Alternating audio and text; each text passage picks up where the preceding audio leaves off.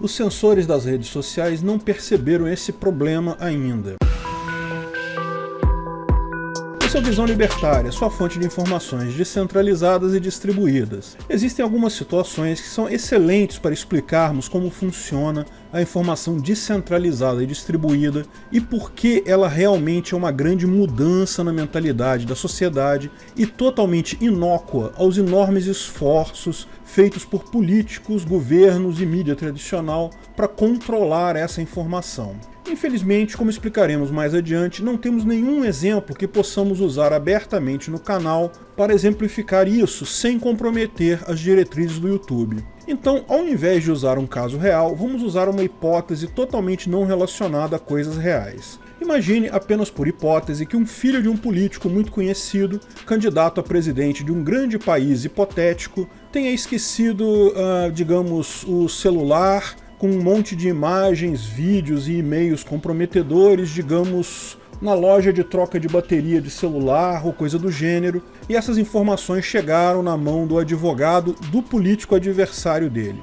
Ou, numa outra hipótese totalmente não relacionada, um outro advogado de um outro candidato à presidência de outro país hipotético tenha sido flagrado por uma câmera de pegadinha em uma posição comprometedora com uma menor de idade e essa gravação acabasse como um filme de comédia pastelão.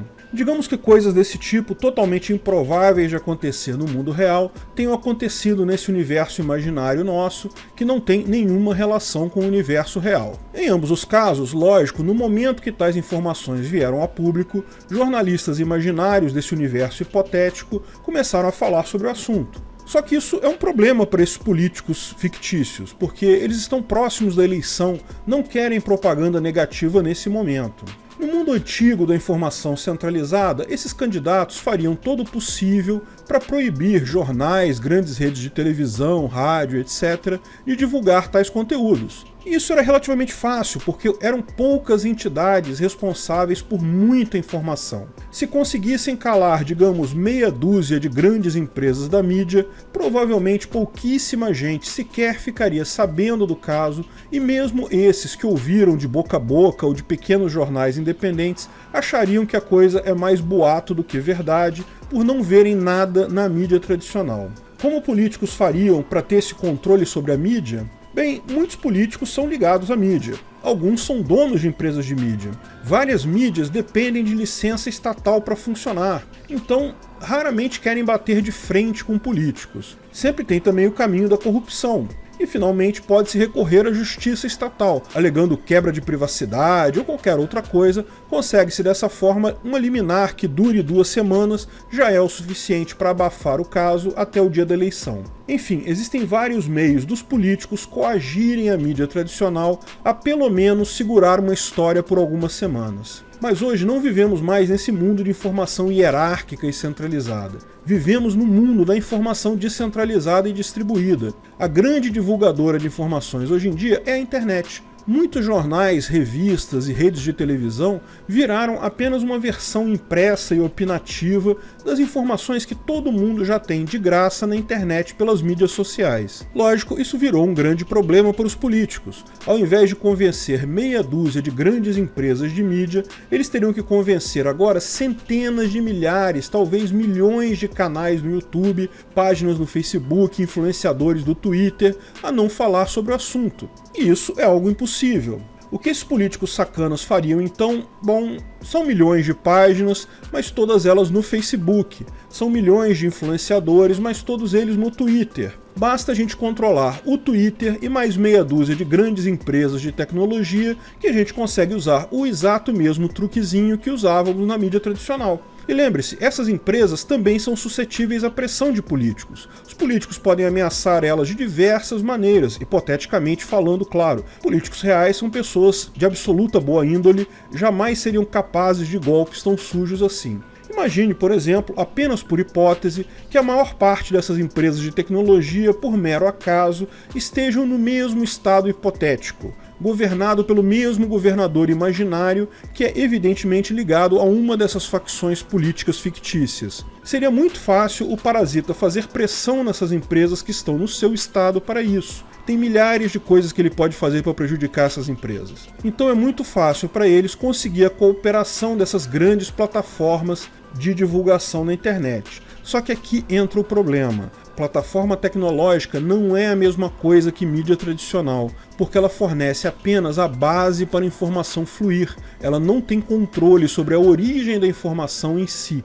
A origem da informação são milhares de pessoas compartilhando essa informação através dos mais diversos meios. Então essas plataformas têm um problema: como censurar milhões de pessoas falando ao mesmo tempo? Bem, eles tentam o que podem, mecanismos automatizados, bloqueio de link, palavras-chave, isso eles conseguem fazer relativamente rápido. Mas isso é facilmente contornado usando-se apelidos, links alternativos, evitando-se certas palavras. Digamos que num outro país fictício desse nosso universo imaginário, por exemplo, pode haver um grande governo comunista que usa até firewalls para impedir qualquer pessoa de criticar o líder supremo hipotético deles. Sabe o que essas pessoas hipoteticamente fariam? Inventariam apelidos para o supremo líder fictício, para assim poder criticá-lo.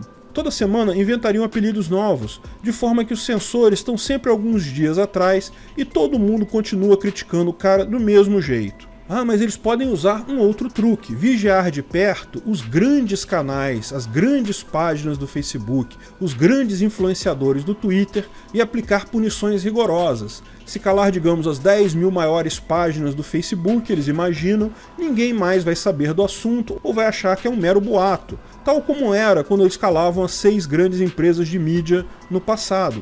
Só que não é a mesma coisa. A informação distribuída tem características diferentes, porque são milhões de pessoas repassando tal informação por múltiplos canais. Não são só pelas grandes empresas de tecnologia, mas também por todo tipo de ferramenta de comunicação independente. E todas elas têm sim um grande número de concorrentes, de alternativas. WhatsApp, Telegram, Signal, e-mail, Discord, páginas pessoais, jornais na internet, blogs, fóruns de discussão com os mais diversos níveis de anonimato. Sim, o YouTube, o Twitter, o Facebook são os principais? Claro que são, mas estão longe de ter a predominância que a mídia centralizada teve no passado. Se você conseguir controlar apenas os maiores canais, as maiores páginas nessa plataforma, ainda assim você vai estar controlando uma fração minúscula da quantidade de informação que passa nessas plataformas por outros meios. A principal força da informação descentralizada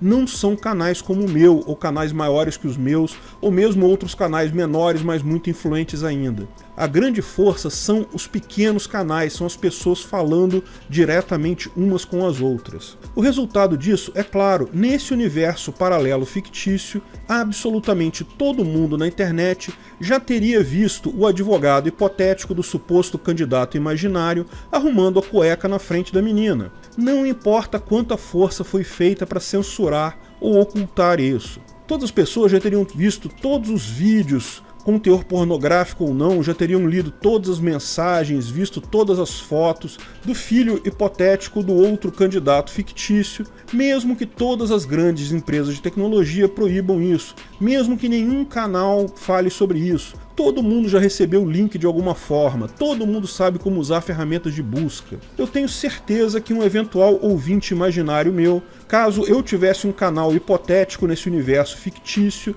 esse meu ouvinte já teria visto todas as informações em menos de 12 horas delas serem liberadas, mesmo que eu não fale um A sobre o assunto. Só não viu quem não procurou por elas. E olha, eu vou te falar, esse universo hipotético é assustador, viu? Porque tudo que foi liberado dá a entender que determinado filho de determinado candidato pode estar sendo chantageado por aquele país fictício comunista que tem um firewall. As cenas de conteúdo sexual são o de menos no meu ponto de vista. Mas o conteúdo hipotético desse universo totalmente imaginário é realmente uma coisa impressionante. Simplesmente a censura dessas grandes empresas de tecnologia é inócua. Ela pode incomodar alguns canais, pode até matar canais, mas não consegue parar a informação descentralizada em si.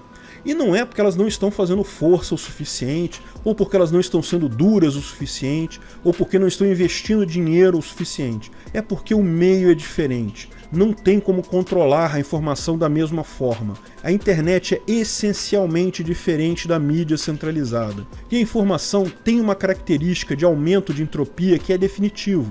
É uma caixa de Pandora às avessas. Depois que saiu da caixa o poder da informação descentralizada, não tem como botar de volta lá. Políticos podem chorar porque nunca mais eles vão ter essa capacidade. E da mesma forma que a Igreja Católica teve que mudar radicalmente depois do advento da imprensa, quando as pessoas puderam ler a Bíblia elas mesmas diretamente e assim parar de adquirir qualquer informação exclusivamente através de padres, os estados, governos e políticos também vão ter que rebolar muito daqui para frente, agora que as pessoas conseguem ter informações independentemente da influência deles. Eles podem chiar de fake news, podem chamar de discurso de ódio, podem inventar o nome que eles acharem melhor para essa informação que os políticos não querem que você veja. O fato é, essa informação vai vencer os políticos. No final das contas, só se submetem os estados às pessoas que são convencidas a fazer isso, convencidas de que o Estado é uma coisa boa. Seria impossível, simplesmente economicamente inviável, um Estado que garantisse o seu poder à obediência exclusivamente pela força. Convencimento é o que faz a diferença. A questão é que é sempre muito mais fácil convencer alguém de qualquer coisa se você controla toda a informação que essa pessoa recebe. Essa alternativa fácil acabou. A sociedade de leis privadas em que as pessoas compram o Estado que quiserem num livre mercado é o melhor para todos nós agora.